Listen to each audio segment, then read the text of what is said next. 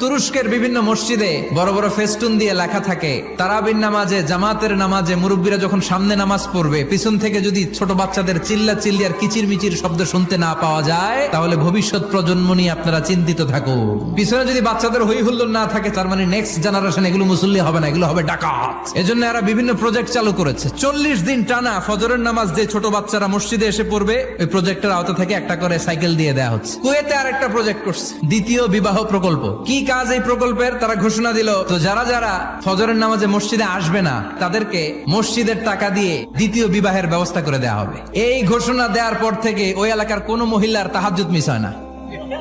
ফজর তো অনেক দূরে, তাহাজ্জুদের সময় থেকে হাজবেন্ডে ডাকা শুরু করে, মসজিদে যাও। অনেক দেশে তারাবি পড়েছি রামাদানে, ছোট বাচ্চারা পিছনে অনেক কিচির মিচির করে, হঠাৎ অ্যানাউন্সমেন্ট দেয়, বাবা মারা ছেলে মেয়েদেরকে শান্ত করেন। কিছুক্ষণ শান্ত, 2 রাকাত পর আবার চিল্লাচিল্লি। এজন্য ছোট বাচ্চাদেরকে মসজিদ থেকে তাড়িয়ে দেওয়া যাবে, এদেরকেও নিয়ে যান।